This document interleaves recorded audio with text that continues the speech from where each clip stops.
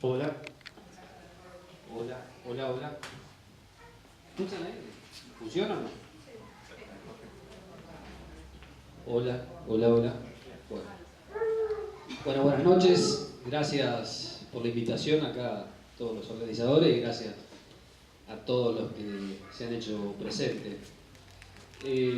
Bueno, uno de los temas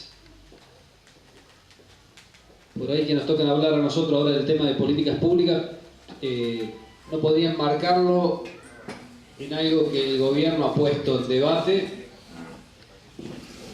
que es el tema del balance de una década, ¿no? Se cumplen 10 años del gobierno kirchnerista y, bueno, ellos lo han denominado la década ganada. Y bueno, es parte indudablemente de lo que todos estamos balanceando, de lo que todos estamos un poco sacando cuentas de qué se ganó y qué se perdió. Yo, en la presentación decía, fui parte del gobierno nacional hasta el año 2008, ¿no? Fui director, como decían ahí, de asistencia comunitaria y después fui subsecretario de Desarrollo Social de la Nación.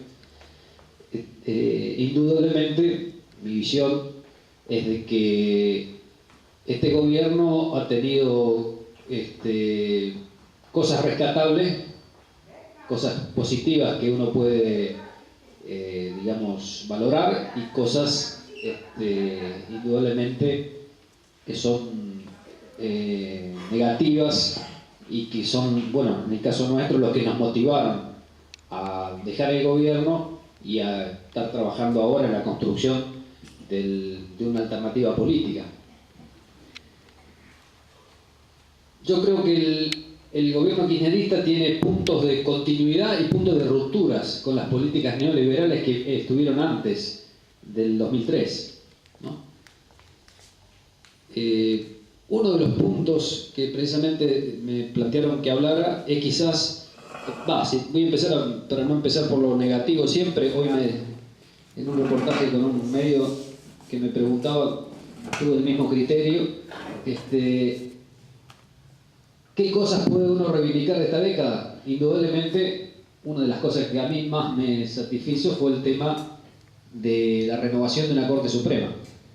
Teníamos una Corte realmente adicta, como le decían, una Corte integrada por algunos miembros que habían sido parte del bufete de abogados de La Rioja y otros, bueno, que inclusive conocían poco del derecho.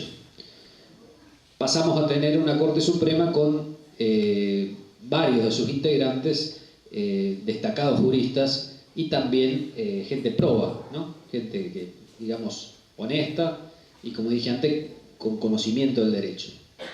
En la cúspide del Poder Judicial, lo cual nos dio en aquel tiempo esperanza, porque era el tema de, bueno, si desde acá, desde el máximo organismo de la justicia, tenemos este tipo de representación, podemos, digamos, empezar a señalar un ejemplo hacia abajo.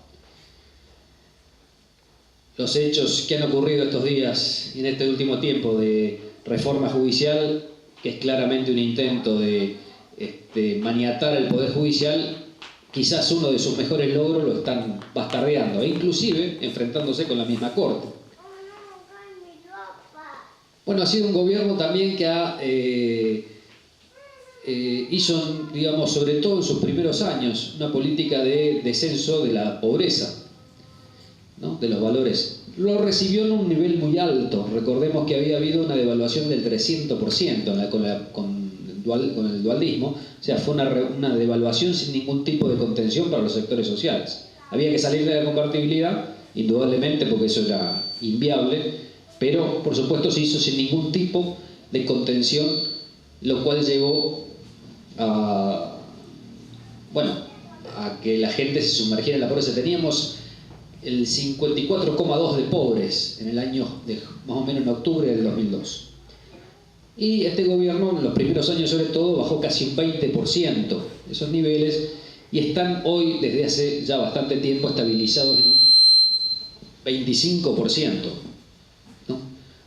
O sea que sobre ese tema podemos rescatar una primera etapa de creación fuerte de empleo que tenía que ver con un crecimiento de la economía, con una capacidad ociosa de la industria que permitió reincorporar mano de obra en los primeros años, pero sobre todo a partir del año 2007 ya hubo un proceso de estancamiento y sobre todo ya las etapas de crecimiento que hubo del Producto Bruto, que se continuaron y a tasas muy altas, no tuvieron la elasticidad que tuvieron antes para incorporar por cada punto del Producto Bruto el consiguiente punto de incorporación de gente al trabajo, ¿no? Y de descenso de la desocupación.